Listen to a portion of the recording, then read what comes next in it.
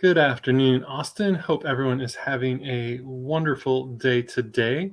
Today on the podcast, I am joined by Elijah Thane. How's it going, Elijah? What's up, Austin? What's up, everybody? How you doing? Doing well today. Enjoying the nice weather. That cold front that is kind of up near Dallas is seeming like it's not going to come this way. So we got this wonderful, 80-degree temperature in the middle of March now. And so again, part of why it's great to be living in Austin, Texas. Did you used to be a former meteorologist? I did not. You sounded super professional right there. I mean, so like because especially now for me, cedar season's over, so that's a big thing in Texas and Austin specifically. Cedar season, and definitely does affect me. Like I haven't been outside the last month or so as much as I maybe normally would have, and obviously we've had some days where it's just been too cold and not really worth it. But now you're kind of like itching to get outside, and especially before it gets super hot for the summer. And so I do pay a little bit more attention to the weather these days to be like, is it actually going to be a nice day out or is it going to be a questionable day out? And so one of the things that I had noticed is like even the meteorologists for this week are kind of like, we think it's going to be really nice, but there's a small chance that this cold front could come down far enough that it's going to be kind of chilly. So that hasn't happened yet, at least. Yeah, you just have no. Sometimes they get it right, spot on, and sometimes they're way off. It's not a job I would envy having to try to make those predictions. Obviously now these days they have pretty good technology to get it right, but you never are appreciative of the weatherman when he gets it right, but you like to blame him when he gets it wrong. 100%. So probably start off, maybe get a little bit of your origin story. I know part of your reason for being in Austin right now is weather wise and stuff as well too. So maybe of talk a little bit about that journey that kind of brought you down to Austin, and let us hear about that. Hell yeah. So yeah, I came here because for two reasons: for the warmer weather, and then to make some art for Austin. Because they got warm weather here, and also they have nice art, like a great art scene. But so origin story, man. All right, so I was like 19 years old, and I just got arrested, and it was my first night in jail. All right, and so I was sitting down at the table, and I was sitting around with a bunch of older dudes. And I had never been in that sort of situation before. It's like, all right, so geez, what do we talk about here? And I was like, all right, so what are you in here for? I figured that's a reasonable question to ask. And they're like, oh, we were in here for drugs. So I was like, oh, me too.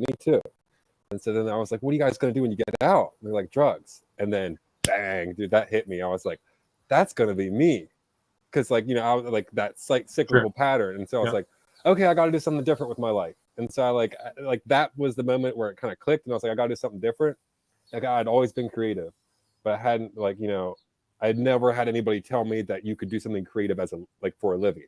And so even after having made that decision of like, hey, I got to do something different, it was still like a lot of that wondering about not knowing what to do.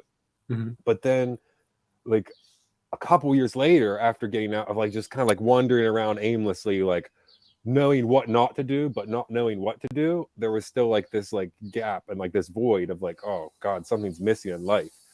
And so then we went to the National Gallery of Art, and I had never seen really amazing art before.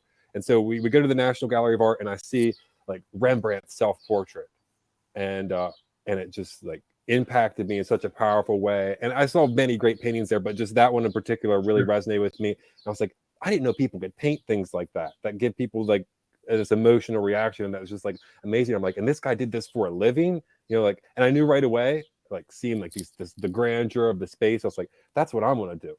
And so I sold my car. I sold pretty much everything that I could to order to fund becoming a painter. And I was like, I told my wife, Marley, I was like, hey, you're going to have to drive me around everywhere because I'm selling all of this. And I'm going to become a painter. And she was like, what?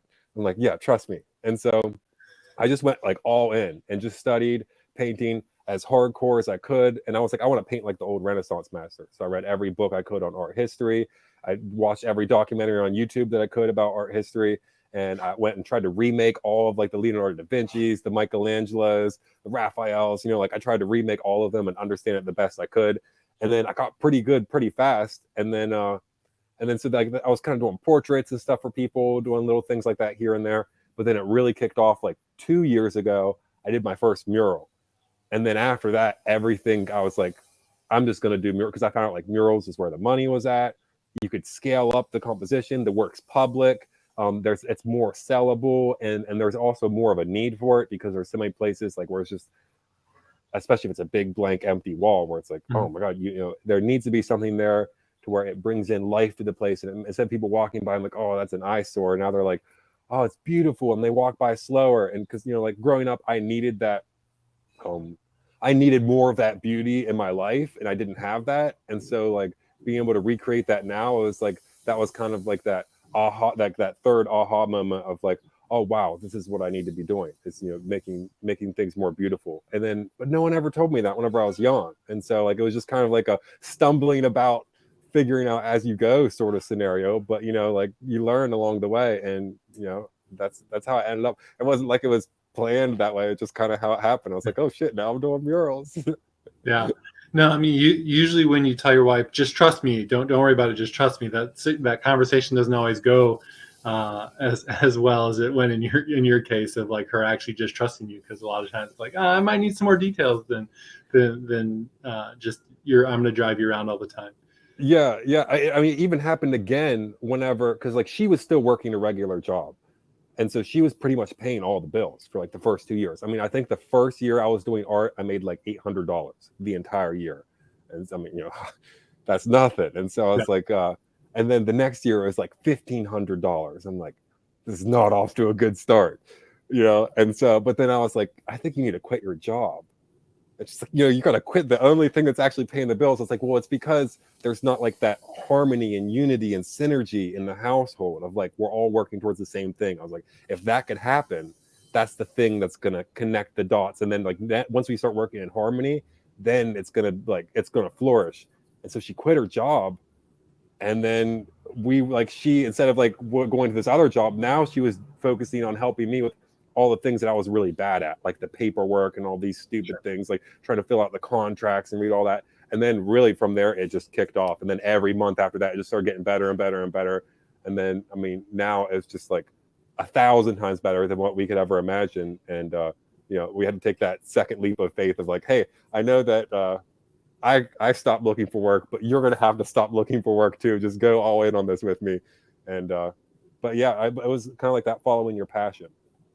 Yeah, no, like you say, one thing you said earlier on was you knew what you shouldn't do, but you also just didn't know what you should do. And kind of the same way, probably like say with running your own business is like, okay, well, I know I shouldn't be just having a regular job because that's not gonna be good for me, but like not necessarily knowing how to, great, I want to paint, but just sitting at home painting isn't going to pay the bills. And so understanding how to take that thing that you love and you're really good at and turning that into something where you can actually make a living off it is a completely different story. Yeah, the difference between the hobby and a career, it could be subtle and vague, but it's a great difference. It's a massive difference. And there has to be that, finding that balance of doing those things that you don't really want to do, but that'll transform it from the hobby to the career. And so, you know, there's a lot of that. There's a lot of that of like, man, I don't really want to do this. This is a not fun part of it. But, you know, like the marketing, the promotion, all that. It's like, but then if you could get creative, and once you commit to it, you find ways to get creative with it, then you could find ways to make that fun too. And that's what we're always trying to do is like, how can we do this sustainably where it's fun and it's enjoyable and we love every step of the process? And so like, you know, just finding those things that are like seem monotonous. And then, you know, like human beings are blessed with such amazing creativity where it's like, you know, if a human being commits to something, they find creative solutions all the time of ways to make it like, I gotta find a way to make this enjoyable, and then it works all the time. Sure. And as you say, it's putting in the small steps instead of trying to think of it as sometimes the big problem or the big issue that you're trying to solve, because especially when you don't love it, trying to tackle the big thing isn't necessarily the way to go, but like just doing the small steps to get you to the big thing is an easier route to take and is easier mentally to kind of be like, okay, I just got to kind of do this thing, then this thing, then this thing, rather than, shoot, I have to do this huge thing that I have no desire to do whatsoever. Oh yeah. Yeah, for sure. Like that, having that enthusiasm and that passion for it, it makes up for any sort of like inadequacies or shortcomings or like mistakes, you know, of like, it's like the type of person that every people want to deal with all the time in every sort of situation. It's like, you know, do you want to deal with someone who's like complains and makes excuses whenever something goes wrong, or do you want to deal with someone that's like, oh my god, I'm so sorry that this happened, let's do everything we can to make this the best we possibly can, you know, and like tackling that head on and like having that enthusiasm. And that's why I've seen a lot, I mean, even since I started, and which hasn't been that long, I've seen a lot of people come and go in just that short period of time. And then even in my hometown, I've seen a lot of artists where it's like, oh my god, they've been doing this for 10 years and they haven't progressed at all. But then other people, they'll just start off and they'll just skyrocket because they have that like enthusiasm and that passion about what they do. And I think that's like one of the main things really, is just like to be really excited about whatever it is that you're doing. I'm sure you know that for like showing people's houses too, you know, like if you're excited about showing someone a house, they're probably gonna be more excited to see it. Definitely. And you also tend to see, like, say, you're talking about those kind of two different people in two different paths, like that person who's kind of been in a rut, even if it's a somewhat successful rut, like it can be hard sometimes to get out of that and kind of change your habits. But like, say, once you start, like in your guys' case, starting to have some of that success, like it definitely, the success builds on itself the same way that being in the rut builds on itself. And so if you can get over some of those initial hurdles, whether it's being a painter, being a real estate agent, doing any kind of thing, that's really where the growth happens in your work. 100%. I mean, like, so we're not taught about compound interest in school, right? You know, at least I wasn't. I mean, were you? I mean, I think it was, but it's a very small. Like it should be a huge thing that's talked about a lot, instead of just like maybe a one-day thing that's glanced over that in a math class where most of the kids aren't paying that much attention anyway. Yeah. I mean, one of the things that they don't even talk about with compound interest is like the compounding interest of acquiring skills. Mm-hmm. And that's, I feel like that's even more valuable than compounding interest a bank account. Yeah. Because I mean, compound interest with a bank just doesn't really exist these days. And Sure. so, you know, like, yeah, sure, you could have compound interest with all these investments, but you know, there's a learning curve to that. But learning compound interest with your skills, it's like, oh, okay, so you learn how to draw something, or you know, you learn how to articulate something well, but then there's other missing pieces to the puzzle. And then so that sometimes people will say, oh, well, this first skill that I learned didn't make me any money, so that was all a waste of time learning it.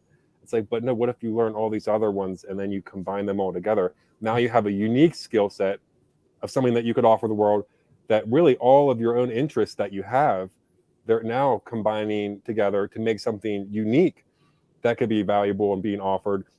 And so I think that anytime someone learns something and they actually like dedicate themselves to it and they learn, it's never a waste of time. And because then that all compounds on top of each other. And so it's like, and then you'll start to see overlap of like, oh my God, the principle of this skill turns into the principle of that skill. Like whenever people design a house, they'll know like, oh, there's principles of design that are universal, whether you're making a product, whether you're making a house, whether you're making a picture, whether you're making a movie, whether you're telling a story, whatever it may be. There's principles of design that kind of overlap and overlay all of them. And the more you stack those skills on top of each other, the more you start to realize like, oh, and then it starts to like click, click, click, click, click. The reality starts to make more sense and you're able to use more with it, as opposed to just like, oh man, that first one didn't work, so I'm just gonna give up. Yeah. It's like that really don't work. No, it's interesting to use the term compound interest for just acquiring any skills, right? Like for you guys, right? Like if someone went and saw one of your murals, it would seem like, oh wow, that's so amazing. You've got, you're so good at that. But it really is that compound interest of 2 years of grinding away and figuring stuff out, as well as the time beforehand of learning all those kind of things too, that really then suddenly now gets to compound on itself of being able to go in and paint murals, one project after the other, that, is the big compound payoff. But what isn't seen by most people is the time and dedication it took to get to that point. And that's, like, say, a universal truth, whether you're talking about a skill like painting, whether you're talking about your health and fitness. People want to look great, but they don't really want to put in the time and effort to go to the gym and eat healthy for weeks, months, and even potentially years to make that happen. And so whether it's a financial thing, a skills thing, pretty much any of those different kind of components, like that the concept of compound interest relates across the board. Oh yeah, for sure. And yeah, the fitness thing is a big thing too, because you don't know when it's going to be required that you have the mental clarity or the physical wherewithal to accomplish a task. And so, you know, like having that just like already taken care of, to where like that's not your own body and mind isn't a hindrance to like accomplishing your desired goal that's in front of you. It's like that's something that, you know, it's like, what are these people doing in the gym? Why are they running out on the streets? Why, that doesn't even make any sense. But then whenever you have something and two people are working and one person's really tired and the other person's like ready to go, it's like now that starts to make sense. It makes total sense then, because it's like, oh well, he had the well sharpened saw. Correct. He could cut down the tree faster. There you go. You mentioned, 19 was kind of the first epiphany moment when you were in jail, but also that you were, creative. You knew you were creative even before that. What things when you were a child or when you were younger, kind of led you to find your creativity and understand that about yourself? Yeah, man. Well, I didn't grow up with TV, and so like I had like ample time on my hands, and I had like, you know, my brothers and sisters. I had my brothers and sisters that were like, we would just kind of like play Legos and stuff like that, you know, like Lincoln Logs, building sort of things, and I would go steal my older brother's sketchbooks and try to remake their drawings, but draw it better than them. And I would like kind of show off, like, look, I could draw this better than you, you know. So like I always had this like competitive thing of like, I want to design the best things, and like I would line up the stuffed animals and put one up at the front and have the one like tell a story to the others. And so like, you know, like I just noticed that like this had like this really intense creativity where I was like, I always wanted to be creating something and building something. We'd be in church and, you know, I'd just be drawing. I wouldn't be listening to anything that anybody was saying. I'd just be drawing. And then, you know, I'd be in school and, my dad would go to work and then he would come home and I'd be on the same math problem that I was whenever he left. So like nothing, like literally nothing got done. I'd just be playing around with my pencil, drawing stuff. And so it's like, you know, like that, like sitting in a line, shutting up, sit down, that didn't really quite work. And so like, you know, it was just kind of like, oh, well, you're just kind of, like you're kind of a fuck up. And, you know, and so I don't know if there's an airplane going overhead right now. I don't know if that's messed up the audio. You're good. Okay. But so yeah, and I kind of like had my whole entire childhood feel like, man, maybe I just am a fuck up, because that's kind of like how everybody had framed it as. And then I ended up getting a job as a tattoo artist because like, well, I had a knack for drawing, but I didn't even have a good teacher then. And so like, and there was like this kind of like, in the tattoo industry, it's very closed. Like it's very like they guard their secrets very tight. And so like you have to have a good teacher. And even then they make you jump through a bunch of hoops and go through like this 2 years of apprenticeship before they ever teach you anything. And I was like, I want to learn, you know, like I was hungry for knowledge, but I was hungry for a certain type of knowledge and I couldn't find that teacher. And so, but then whenever like I found painting, that was like, oh, well, for 500 years, these people have been recording their processes. They're not secretive about it at all. You know, they're actually sharing this process. And I was like, and you don't need a person there to practice. You can practice on your own, learn at your own pace. And then once I found that, then it just kind of like all started to make sense. It's like, oh, wow, maybe it was the adults who didn't know what they were talking about whenever I was young. Maybe it wasn't me. Maybe it was the adults, you know, who were trying to find some way to justify whatever they were doing with their lives. And because school wasn't necessarily for me, and it's not really for everybody. And if they would have been teaching me something about that, of how to like think creatively, how to creatively solve problems and things like that, I would have been, doing something a lot more along the lines of what I'm doing now, way, way earlier, instead of just kind of like wondering about not knowing what to do. Because that creativity that human beings have, especially if someone has like intense creativity, it's really a curse if you're not using it. Like it's a blessing, but if you're not using it, you'll find creative ways to do terrible things. And so, you know, like I found creative ways to go, you know, like what sort of creative drug combinations can you come up with? Or like, you find creative ways to just to do all sorts of things that maybe you shouldn't be doing.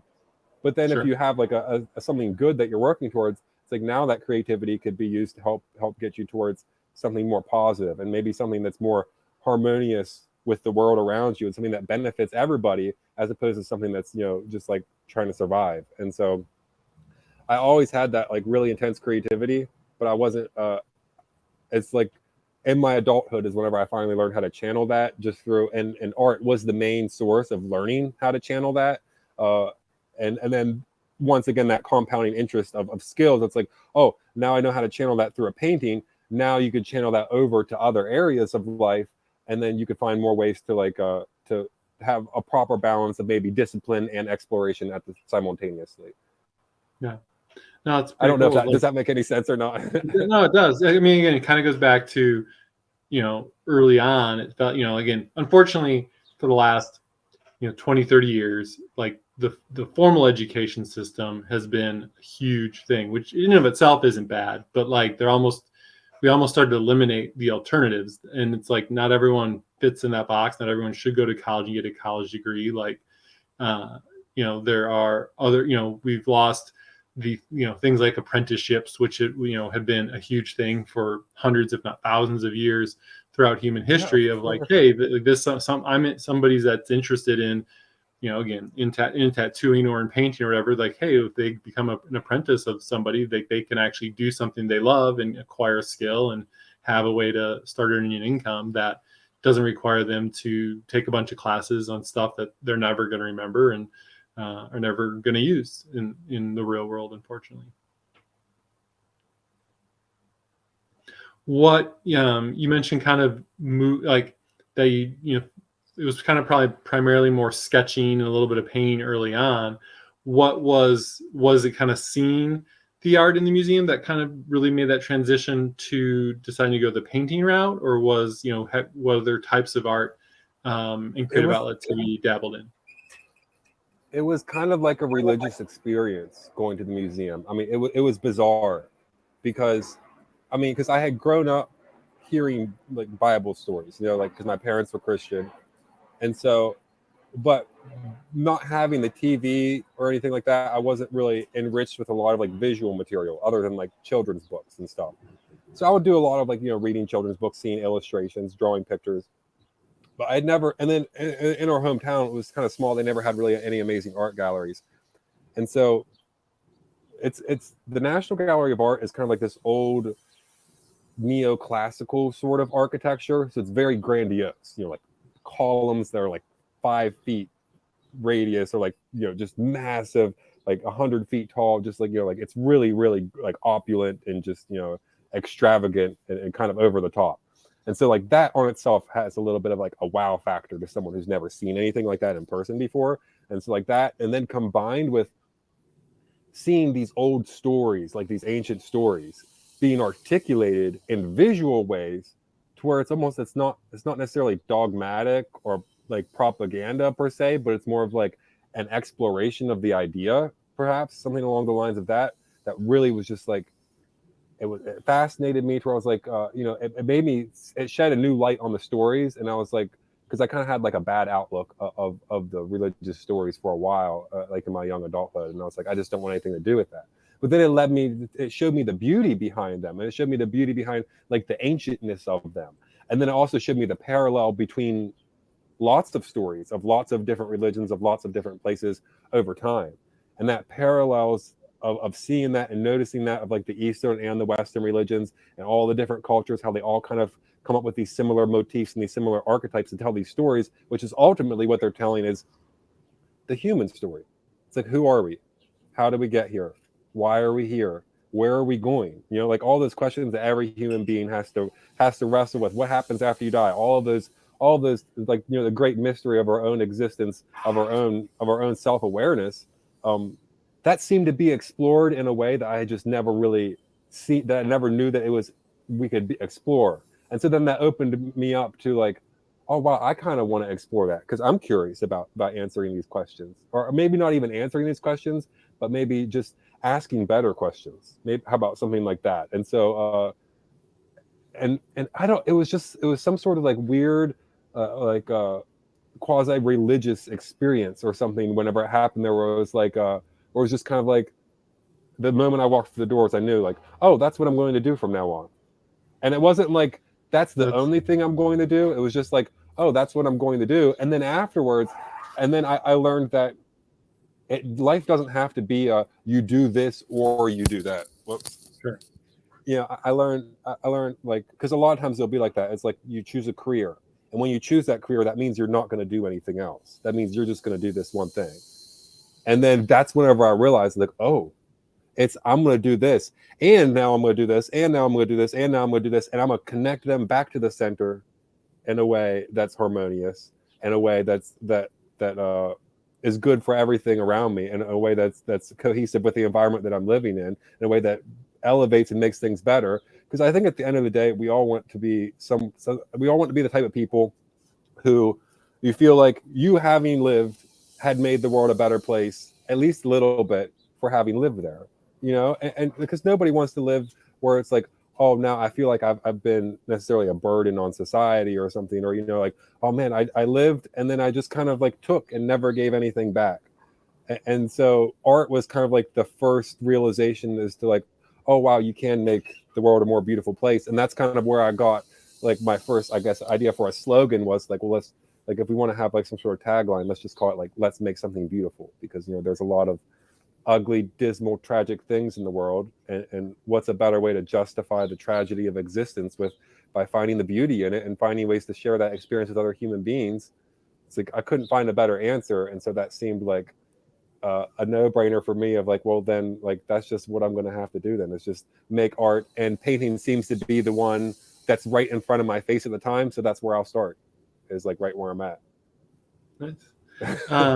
You mentioned like that. It's like you say, there's a lot of both in the world, right? Good and bad, and too many people sometimes focus on one or the other. And it's, in my opinion, usually if people are focusing on one, it tends to be the bad. It's a lot and there are definitely a lot of people that only focus on the good, and you can focus on the good and have that be two rose-colored glasses and not understand that there are bad and unfortunate things that go on as well too. But at the same point in time, we do sometimes lose the fact of how much good there is in the world, but also then that why wouldn't you want to add to that, right? Why you're never in anything in life, going back to kind of how compound interest can be equated to a lot of different things other than just finances. Like, I'm kind of one of those people that believes you're never static. Like, there's no such thing as really just, being still or not improving or declining in anything, right? Like, you may not notice it on a day-to-day basis, whether it's, again, going to the gym, improving stuff, but either are you adding to society or are you detracting? Because you're not just, oh, I'm not doing either. Like, that isn't possible. And so if you're not willing to be adding to society and to humanity and to all those things, then that means by definition that you're just taking and or subtracting. Hopefully not subtracting too much, but at least just taking, which is, taking away from what you could be providing. Yeah, I think that's what gives us peace of mind, and I think that's one, for me, that's one of the things that I kind of wanted the most, was that peace of mind. I mean, it's like, so I mean, this is like one of the things that I realized through art is the parallels between the Eastern and the Western traditions. So you have like this of like, oh, what was that metaphor you used? The rose-colored glass. Rose-colored glasses. So what is that, real quick? Because I think so I know basically, like, seeing the world through rose-colored glasses is just kind of having like a false sense of like everything's just better than it is kind of situation. Yeah. And so again, right, like, not that things, again, me personally, I think things are way better than they seem, right? If you watch the news, if you want to go on social media, you can go on social media and find a lot of good stuff too, but it's very easy to get down a rabbit hole of the world's going to hell in a handbasket, everything's awful, like the world's going to end, everyone hates each other, all this kind of stuff. And I was like, no, that's not really true. Like, the world's actually a pretty awesome place, but you have to want to focus on that. And so you tend to you tend to find what you're looking for in life. Yeah, it's kind of like a metaphor for childhood and a metaphor for the hero's journey, because you have like the story of the Buddha, and then you have the story of Adam and Eve in the garden, and it's like they both start off in this walled garden where like they're not aware of anything bad that happens in the world, and like everything is blissful, and then it's like, oh, somehow through like some sort of awakening or some sort of like revealing of the outside world, they encounter death and sickness and poverty, and then it's like, oh, now it's like, now I have all this innocence where I thought the world was good, and then they have this like drop of like, oh, now the world's terrible. And then that's what the job of the individual is like, when they hit that, like, oh, now I don't have my parents to take care of me anymore, now I realize, oh, there's death, there's sickness, there's poverty. Now what do? Do you just give up? It's like, well, that can't possibly be the best solution that you have. So then what is the solution? Well, the solution is to find out what way do you can contribute to make it the best it can possibly be. And is there any better option? I haven't found one yet. And so like that's kind of like almost what the hero's journey is that like kind of like that leaving that safe space of like everything's okay, and then be like, oh, okay, I'm gonna go where things aren't okay.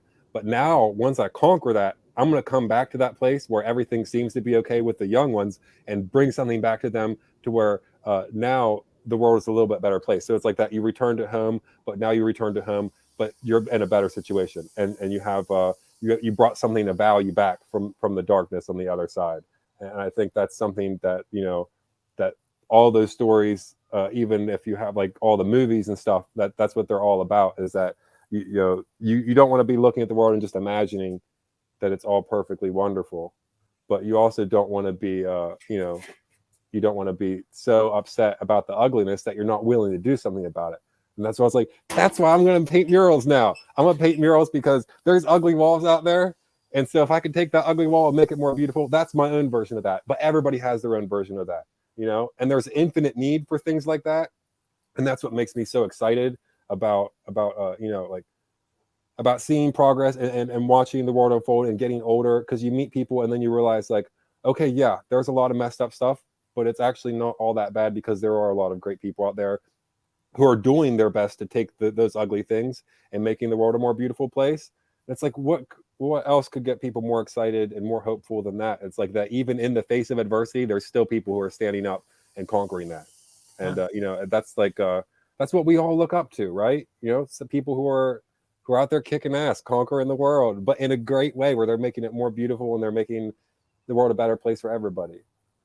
Speaking of the hero's journey, what was kind of your guys' journey to Austin?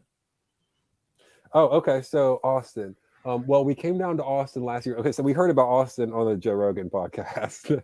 And I was like, fuck it, let's go. And because like we came from a small hometown. So I was like, Cumberland, Maryland, there's like, it's like 20,000 something and dying. You know, it's just like the population is just going like this. And so we looked at migration charts too. And we're like, where is everybody moving to? And so like the two ones that we really caught our eye were like Miami and Austin.